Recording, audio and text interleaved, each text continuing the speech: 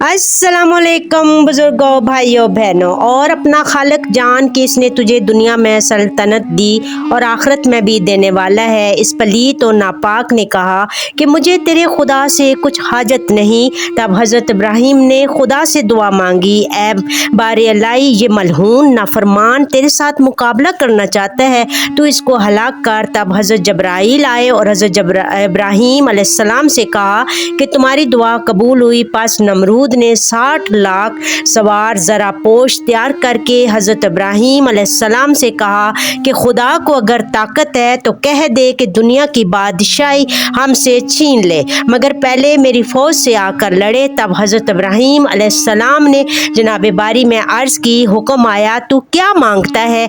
हज़रत इब्राहीम अलैहिस्सलाम ने कहा कि खुदाया, तेरी मखलूक़ात में से मच्छर अदना ज़हीफ़ और हर जानवर की खुराक है, मैं इसे मांगता हूँ। फ़रिश्तों को हुक्म हुआ कि मच्छरों को छोड़ दें, और उसी वक्त फ़रिश्तों पर फरमाने इलाही हुआ कि तुम कोई काफ में जाकर मच्छरों के सुराखों में से एक सुराख खोल दो। फ़रिश्तों ने अर्ज़ की, या इलाही, कितने मच्छर छोड़ दे? हुक्म हुआ कि सिर्फ 60 लाख मच्छर छोड़ दो, ताकि हर एक सवार के मुकाबले में लश्कर नमरूद के एक एक हो जाए। तो नमरूद अपनी कुव्वत और शजात को देखे और मालूम करे कि फरिश्तों ने हुक्म इलाही से जाकर एक सुराख इसमें खोल दिया। तब मच्छर अबर की मानंद ज़मीन बाबल में जहाँ नमरूद की लश्करगाह थी जा पहुँचे। जनाब बारी ताला का हुक्म हुआ, ए मच्छरों, तुम्हारी खुराक नमरूद के लश्कर में है, तुम सब इनको खाओ। तब हज़रत इब्राहीम अलैहिस्सलाम ने इससे जाकर कहा कि ए नमरूद, देख, मेरे खुदा की फ़ौज आ पहुँची है। जब नमरूद ने देखा कि मानद अबरसिया के हवा पर कुछ चला आता है, तो इस लाएन ने अपने सिपाहियों को कहा कि हाँ, होशियार होकर इल्म खड़ा करो और लड़ाई का नकारा बजाओ। उन्होंने वैसे ही किया और कहते हैं कि शोरो गुल से नमरूद के लश्करों के ज़मीन में जलजला पड़ गया।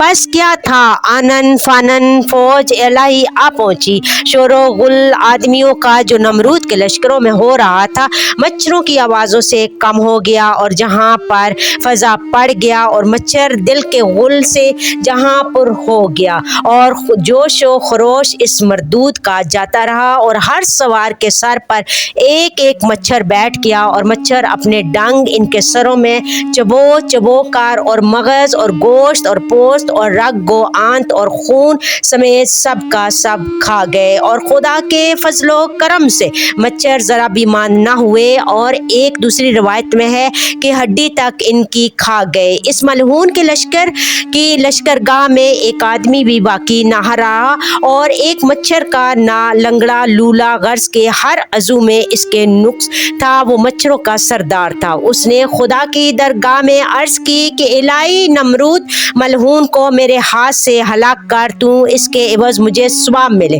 बस अल्लाह ने इसकी मरूजात कबूल फरमा ली। जब नमरूद मरदूद अकेला घर की तरफ भागा अपनी लश्करगाह से, तो बाला खाना में हरम बाबल के बैठ कर बात तो तशवीश कर रहा था कि हमारा इतना बड़ा लश्कर सारे का सारा मारा गया, और हम में से कोई भी एक मच्छर को न मार सका।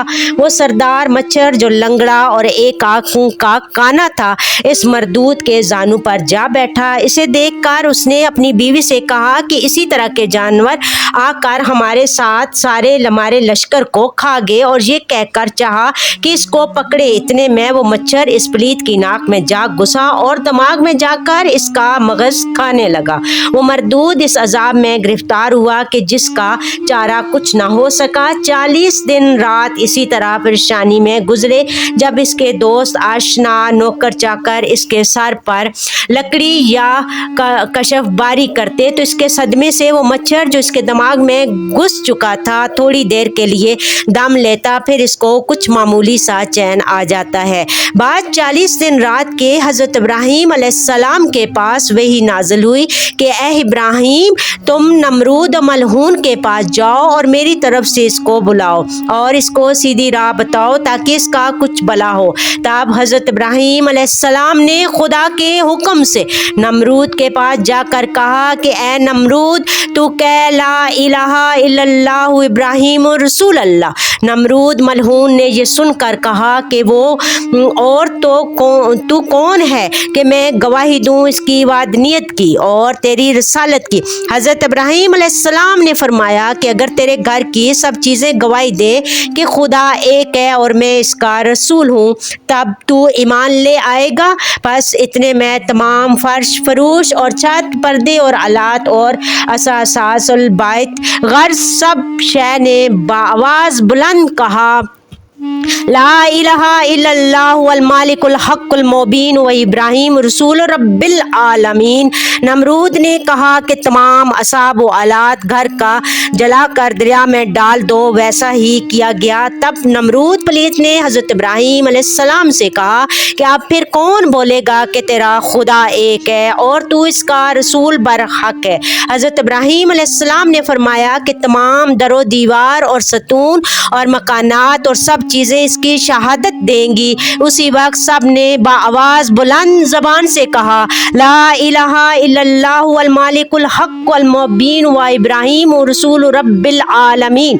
پھر نمرود نے ان سب شے کو یعنی در و دیوار و مکان و ستون سب خدا کر جلا دیا۔ پھر نمرود ملعون نے کہا اے ابراہیم بتاؤ اب کون تمہارے خدا کی گواہی دے گا اور تمہاری رسالت کی گواہی دے گا؟ حضرت ابراہیم علیہ السلام نے فرمایا کہ تیرے بدن کی پوشاک گواہی دے گی۔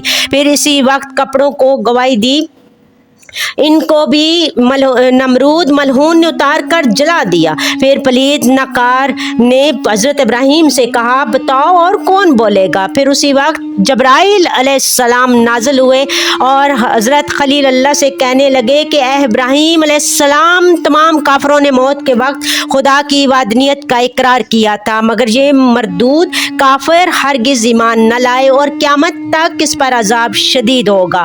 اور ایک حدیث میں آیا ہے کہ جس وقت عبداللہ ابن مسعود نے ابو جہل کا سر کاٹنا چاہا اس وقت ابو جہل نے کہا اے عبداللہ تم اپنے محمد سے کہہ دو کہ جب سے میں اس کو دشمن جانتا ہوں تبھی سے یہی بولتا ہوں کہ وہ رسول خدا کا نہیں۔ بس قیامت کے دن حشر کے میدان میں حضرت بلال حبشی نماز کے لیے اذان دیں گے اشہد ان لا الہ الا اللہ واشہد ان محمدن رسول اللہ۔ یہ سن کر ابو جہل وہاں بھی بولے گا محمد رسول اللہ خدا کا رسول نہیں۔ پس یہ دونوں مردود ابو جہل اور نمرود دنیا میں بڑے کافر تھے اور آخرت میں بھی ہمیشہ عذاب ان پر ہے۔ حضرت جبرائیل نے آ کر حضرت ابراہیم علیہ السلام سے کہا کہ اس ملعون کی اجل آ چکی ہے اور اب کچھ دن بھی باقی نہیں ہے۔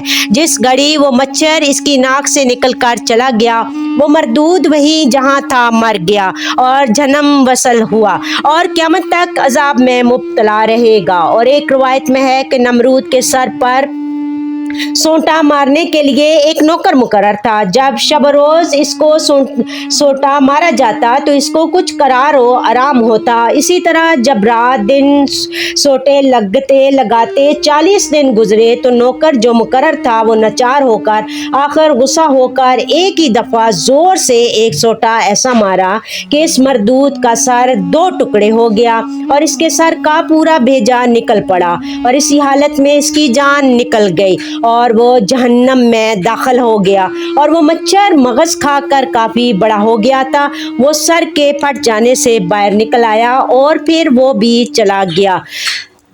تو یہ یہاں سے ہمیں یہ سبق ملتا ہے کہ ہمیں جہاں پہ ہم بالکل ہم اللہ تعالیٰ پہ ایمان لاتے ہیں اور جو کافر یہ کہتے ہیں کہ ہم خدا کو نہیں مانتے تو انہوں نے ان پر طرح طرح کی مصیبتیں اور عذاب اللہ تعالیٰ نے ان کو اپنے دکھائے کہ میں ہوں اور میں ہی رہوں گا اور میں نے ہی تجھے پیدا کیا ہے لیکن تیرا مجھ کو نہ ماننا اور اپنی ضد پہ اڑے رہنا اور اس کا انجام پھر بہت برا ہوتا ہے۔ اللہ تعالیٰ آپ سب کو ہمیشہ اپنے حفظ و ایمان امان میں رکھے. اللہ تعالیٰ ہم سب پر آیافتی مصیبتیں بلائیں آزمائشیں دور کرے. اللہ تعالیٰ تمام بیماروں کو شفا دے. اللہ تعالیٰ جو جہاں جس بھی پریشانی میں اللہ تعالیٰ ان سب کی دور فرمائے, اور اللہ تعالیٰ ہمیں بڑوں کی عزت کرنے کی توفیق عطا فرمائے. آپ میرے چینل کو لائک شیئر سبسکرائب کریں. Thank you. جزاک اللہ خیر کثیرہ.